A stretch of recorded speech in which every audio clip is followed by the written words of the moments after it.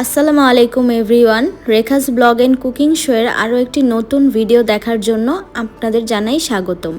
আমার আজকের ভিডিওতে থাকছে কিভাবে আপনারা একটা মাত্র ছোট টেকনিক ফলো করে একদম বেকারি স্টাইলের স্যান্ডউইচ ব্রেড ঘরে তৈরি করে নিতে পারবেন। পাউরুটিটা দেখে নিশ্চয়ই আপনারা বুঝতে পারছেন এটা কত পারফেক্ট হয়েছে। এরকম সফট আর ফ্লাফি একটা পাউরুটি কিন্তু আপনারা ঘরেই চুলায় তৈরি করে নিতে পারবেন। তো চলুন মূল রেসিপিতে চলে যাই।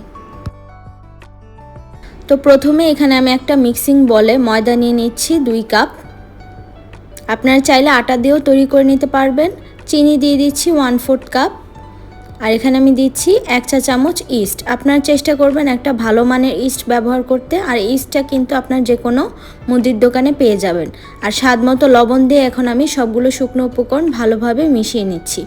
সবগুলো শুকনো উপকরণ ভালোভাবে মেশানো হয়ে গিয়েছে। এখানে আমি 1 কাপ কুসুম গরম দুধ নিয়ে নিয়েছি। এখন অল্প অল্প করে দুধটা দিয়ে আমি একটা ডো তৈরি করে নিব। প্রথমে সবটা দুধ একসাথে দিতে যাবেন না, সামান্য অল্প পরিমাণ করে দিয়ে ভালোভাবে একটা পারফেক্ট ডো তৈরি করে নিতে হবে। বেশি শক্তও না আবার খুব বেশি নরমও না। এই যে দেখুন, এখন আমি হাত দিয়ে ভালোভাবে মতে নিচ্ছি। আমার ভিডিওতে দেখানো সকল টিপস যদি আপনারা ভালোভাবে ফলো করতে পারেন তাহলে আপনারাও কিন্তু ঘরে এরকম পারফেক্ট স্যান্ডউইচ ব্রেড তৈরি করে নিতে পারবেন। তো এই পর্যায়ে আমি দিয়ে দিলাম 1/4 কাপ রান্নার তেল। আপনারা চাইলে এখানে বাটারও ব্যবহার করতে পারেন। তেলটা দেওয়ার পর আমি প্রায় 10 মিনিটের মতো কিন্তু এই ডোটাকে একদম মতে নিয়েছি। খুব ভালোভাবে কিন্তু এই কাজটা করে নিতে হবে সময় নিয়ে।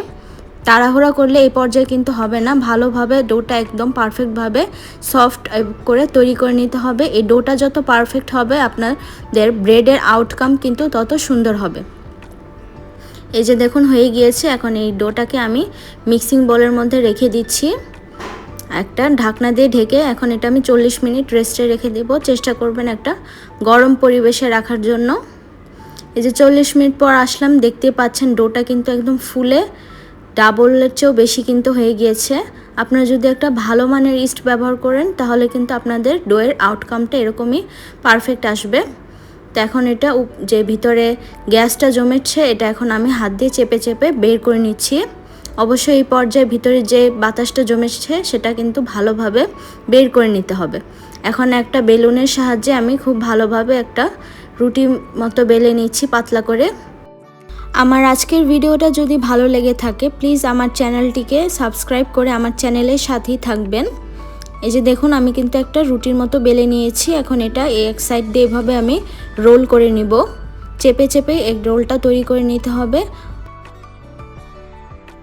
আপনারা দেখলেই কিন্তু বুঝতে পারবেন এই কাজটা কিন্তু খুবই সহজ। যারা কখনো পাউরুটি তৈরি করেনি বাসায় তারাও কিন্তু আমার এই রেসিপিটা দেখে ট্রাই করলে অবশ্যই পারবেন। এই যে দেখুন হয়ে গিয়েছে। এখন এই রোলটা আমি একটা মোল্ডের মধ্যে নিয়ে নিয়েছি। পাউরুটির মোল্ড নিয়ে নিয়েছি। মোল্ডের মধ্যে কিন্তু আমি তেল ব্রাশ করে নিয়েছিলাম এবং একটা বেকিং পেপার বিছিয়ে নিয়েছি। এখন এটার মধ্যে আমি রোলটা দিয়ে দিলাম। এই যে দেওয়ার পর এখন আমি একটা টাওয়াল দিয়ে ঢেকে রেখে দিব 20 মিনিটের মতো।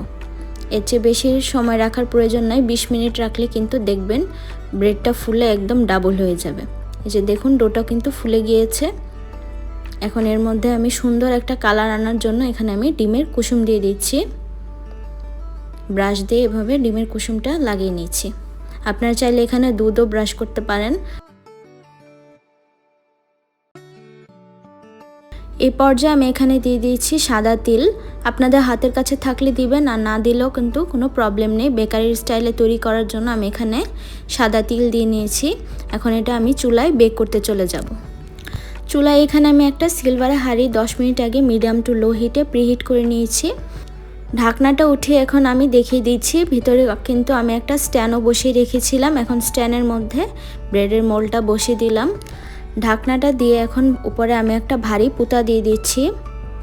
দিয়ে এখন এটাকে আমি চুলার মিডিয়াম টু লো হিটে আমি 30 মিনিট বেক করে নিব। এবং অবশ্যই খেয়াল রাখবেন ঢাকনাটা লাগানোর পর যেন কোনোভাবে ভিতর থেকে ভাপটা না বের হয়। এই যে 30 মিনিট পর আসলাম। এখন আমি ঢাকনাটা উঠিয়ে আপনাদেরকে দেখিয়ে দিচ্ছি ব্রেডটা যে কত পারফেক্টভাবে বেক হয়ে গিয়েছে। দেখে কিন্তু বোঝাই যাচ্ছে না এটা যে চুলায় তৈরি করা ব্রেড, মনে হচ্ছে যেন একদম বেকারির মতো ওভেনে তৈরি করা। এই যে এখন আমি চেপে আপনাদেরকে দেখিয়ে দিচ্ছি এটা কত সফট আর ফ্লাফি হয়েছে, এবং কেটেও ভিতরটা দেখিয়ে দিচ্ছি কত পারফেক্টভাবে কুক হয়েছে ভেতরটা। এরকম সফট আর জালিদার স্যান্ডউইচ ব্রেড যদি আপনারা ঘরে তৈরি করতে পারেন তাহলে তো আর বেকারি থেকে কিনে খেতে হবে না। আশা করছি আমার আজকের রেসিপিটা একবার হলেও আপনারা বাসায় ট্রাই করবেন, ট্রাই করে আমাকে জানাবেন। আমার আজকের ভিডিওটা এখানেই শেষ করছি। আল্লাহ হাফেজ।